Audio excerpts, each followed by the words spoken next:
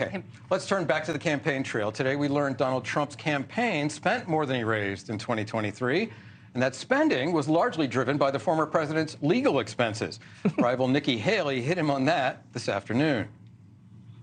Our campaign reports have come out, and he's used $50 million of his campaign funds on legal fees. Do you really think he's going to win against Joe Biden when he's spending all of that money on legal fees? He's not. Okay, fresh polling, however, from South Carolina shows that the former governor, Nikki Haley, has a big deficit of her own to make up in her home state. Not a financial one, more perhaps, but certainly in the polls. You guys, I would want to put forward the following to you, that those expenditures to lawyers are the way the former president is playing this. They're almost like campaign expenditures because he's using these court appearances as quasi-campaign appearances. Well, he is using those court appearances to his best advantage politically, but at the same time, they are drawing resources. $50 million is nothing to sneeze at, and that's why when he says that these partisan political trials, these 4 trials, or election interference, you can see it right there. It is draining resources from his campaign. But as it relates to Nikki Haley, she has no chance of winning the Republican presidential primary. Not only does she have no chance of winning the Republican presidential primary, she's not even going to win a state if she stays in the entire time. This is over. Trump needs to move on to the general election. And Ashley, Nikki Haley, and I know that you have.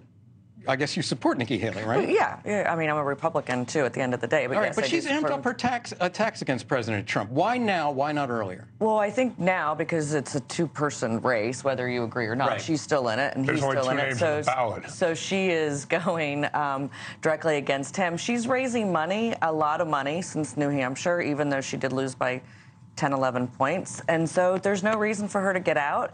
And I think that if you look at the polls that we're going to talk about, she beats Joe Biden hands down, and he does not. Right. And so it's very... That's not true at all. That is not true at all. That's true in a general. Obviously, she would have to win the Republican primary. No, but it's not true at all. Actually, the decision desk, polling aggregate, polling average, RCP, every single one has Trump ahead of Biden by more than Nikki Haley. And if you look at the Bloomberg Morning Consult, he's winning all 7 battleground states. It is not true that Nikki Haley is a better general election. He's got a problem with younger voters. He cannot be modern voters. He is still doing better than she is. He needs to make that happen for him to even be competitive. He's doing better than she is, and we got to stop that media narrative. Let's turn to somebody whose name has actually appeared on a ballot in South Carolina. Mick Mulvaney, what do you say?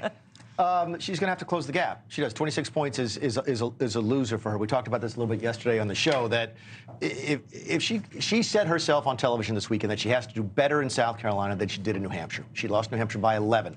If she does better than 11, that's a win, and she gets to move on to Super Tuesday. Okay. If she loses by 26, she's not only out of this race, she's probably out of 2028. Right. What happens when she loses Nevada by 100%? Can we talk about... Yeah, but that's the caucus. Go ahead, Ashley. No, I just want to say that every single poll has had her down so much going into each day, and she has been able to make it up. I don't know if she can make up 26 points or 16 points or whatever it is, but what was she down in New Hampshire originally? Here's the difference. Like 30. You're absolutely right, but here's the difference as I see it from South Carolina, which is that in New Hampshire, no one knew who she was. In Iowa, she got a chance to educate people. In South Carolina, they already know. They know Trump. They know Haley. The people that just filled out that polling know these candidates. Yeah. And right now, she's losing by 26. That's fair. All right. Thank you for watching. And make sure you go to joinnn.com to find NewsNation on your television provider.